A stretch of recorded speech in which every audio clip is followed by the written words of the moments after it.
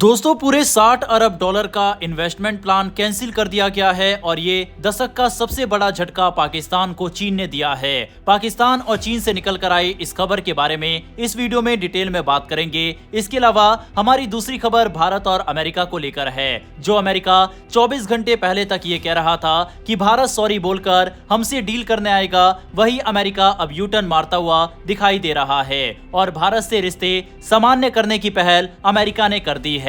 इन दोनों खबरों के बारे में इस वीडियो में डिटेल में बात करेंगे, इसीलिए वीडियो को अंत तक जरूर देखिएगा। पहले बात करते हैं चीन और पाकिस्तान की। कभी पाकिस्तान और चीन को हर मौसम के दोस्त कहा जाता था, लेकिन अब हालात बदल रहे हैं। चीन ने पाकिस्तान के सबसे बड़े प्रोजेक्ट से किनारा कर लिया है। ये प्रोजेक्ट है सीपेक का ML1 रेलवे अपग्रेड। इस फैसले ने पाकिस्तान को मुश्किल में डाल दिया है और उसके भविष्य पर बड़े सवाल खड़े कर दिए हैं। सबसे पहले समझते हैं कि सीपेक है क्या।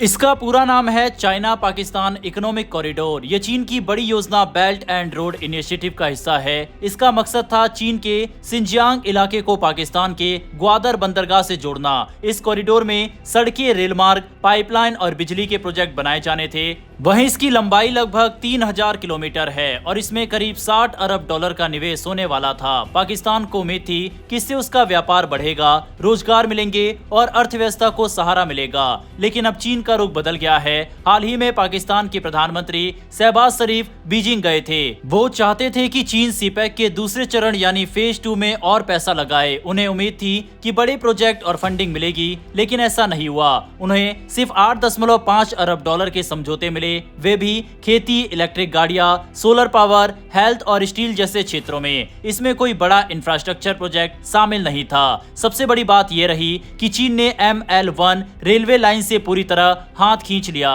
ML प्रोजेक्ट क्यों जरूरी था, चलिए ये भी जान लेते हैं। पाकिस्तान की रेलवे बहुत पुरानी और खराब हालत में है। कराची से पेशावर तक 1800 किलोमीटर लंबी रेलवे लाइन को अपग्रेड करने का ये प्लान पाकिस्तान के लिए बेहद अहम था। इसमें माल ढुलाई आसान हो जाती, यात्री सफर आराम से कर पाते और देश की इंडस्ट्री को भी फायदा होता।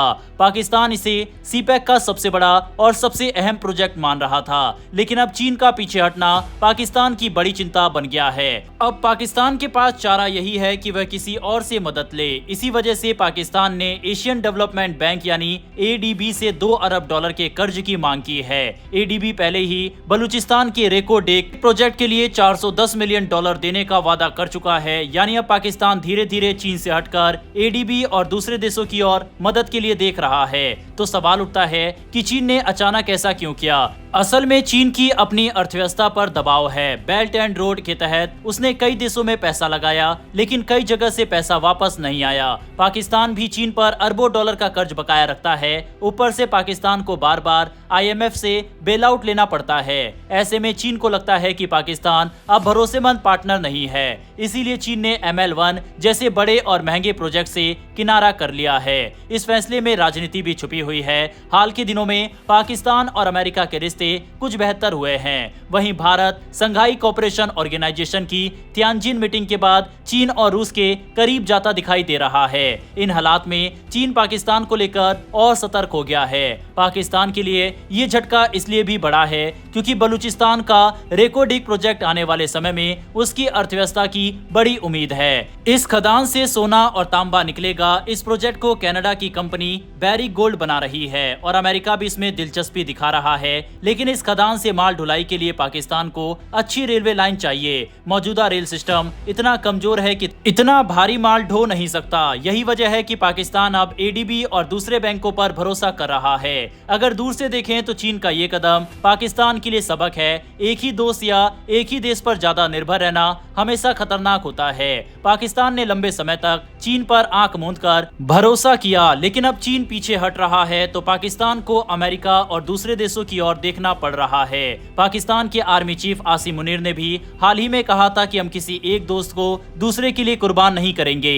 ये बयान साफ बताता है कि पाकिस्तान अब संतुलन साधने की कोशिश कर रहा है। आखिर में कहा जा सकता है कि चीन का ML1 प्रोजेक्ट से पीछे हटना पाकिस्तान की अर्थव्यवस्था और उसकी राजनीति दोनों के लिए बड़ा झटका है। सीपेक को पाकिस्तान अपने भविष्य की कुंजी मान रहा था, लेकिन अब ये सपना अधूरा होता दिख रहा है। आने वाले समय में पाकिस्तान किस रास्ते पर जाएगा यह इस बात पर निर्भर करेगा कि वह चीन और अमेरिका दोनों के साथ अपने रिश्तों को कैसे संभालता है। बहरहाल बढ़ते हमारी दूसरी खबर की तरफ। ट्रंप की टीम में शामिल अमेरिका के वाणिज्य सचिव हावर्ड लुटनिक ने हाल ही में बयान दिया था कि अमेरिका अब टैरिफ यानी आयात करों पर सख्त रुख अपनाएगा। उन्होंने कहा कि भारत को जल्द ही सॉरी बोलकर समझौता करना पड़ेगा, क्योंकि भारतीय कंपनियां अमेरिकी बाजार के बिना आगे नहीं बढ़ सकती। लुटनिक ने एक टीवी इंटरव्यू में ये तक कह दिया कि भारत की स्थिति कुछ समय पहले कनाडा जैसी हो जाएगी। कनाडा ने भी पहले अमेरिका के खिलाफ सख्त रुख अपनाया था, लेकिन जब उसकी अर्थव्यवस्था डगमगाने लगी तो उसे पीछे हटना पड़ा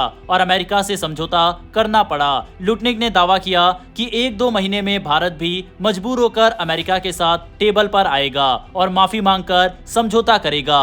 लुटनिक ने भारत को चेतावनी भी दी कि अगर वह अमेरिका से रिश्ते मजबूत रखना चाहता है तो उसे रूसी तेल खरीदना बंद करना होगा, ब्रिक्स जैसे समूह का हिस्सा बनने से बचना होगा और अमेरिकी डॉलर का समर्थन करना होगा, वरना अमेरिका भारत के निर्यात पर 50% तक का भारी टैरिफ और लगा सकता है। उन्होंने ये भी कहा कि भारत और चीन आपस में ज्यादा सामान बेच नहीं पाएंगे। अंततः दोनों देशों को अमेरिका की तरफ आना ही होगा, क्योंकि अमेरिका की $30 ट्रिलियन की अर्थव्यवस्था ही दुनिया की सबसे बड़ी खपत करने वाली मार्केट है और आखिरकार ग्राहक हमेशा सही होता है। अब दोस्तों, इस बयान के कुछ ही समय बाद आज डोनाल्ड ट्रंप की तरफ से बड़ा स्टेटमेंट भारत को लेकर दिया गया। अमेरिकी राष्ट्रपति डोनाल्ड ट्रंप और प्रधानमंत्री नरेंद्र मोदी ने एक दूसरे की दोस्ती और भरोसे को दोहराया। दोनों नेताओं ने साफ कर दिया कि भारत अमेरिका का रिश्ता मजबूत है और आगे भी रहेगा। यह बयान उस समय आया जब दोनों देशों के बीच ट्रेड डील और रूस से तेल खरीद को लेकर रिश्ते कुछ तनावपूर्ण हो गए थे। ट्रंप का मूड इस समय हर बयान के साथ स्विंग कर रहा है। वह सुबह कुछ बोलते हैं और शाम को कुछ और बोलते हैं, और यही अभी भी देखा गया।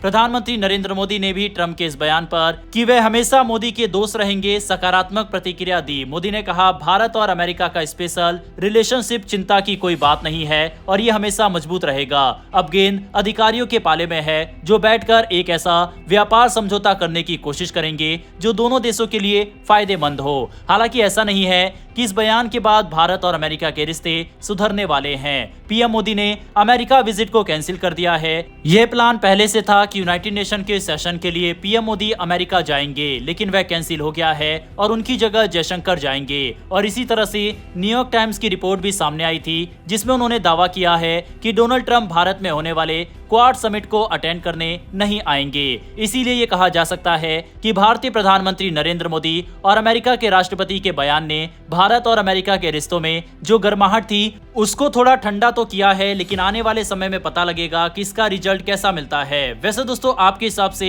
डोनाल्ड ट्रंप के बयान पर प्रधानमंत्री नरेंद्र मोदी का ट्वीट करना सही था या ये जल्दबाजी थी? हमें इतनी जल्दी रिएक्ट नहीं करना चाहिए था? इस पर अपनी राय कमेंट बॉक्स में लिखकर बताइएगा। फिलहाल इस वीडियो में इतना ही। डिफेंस, वर्ल्ड अफेयर से जुड़ी ऐसी वीडियो के लिए नीचे दिए गए सब्सक्राइब बटन को प्रेस कर बेल आइकन को जरूर दबा लें। फिर मिलेंगे ऐसी एक नई वीडियो के साथ। धन्यवाद। जय हिंद, जय भारत।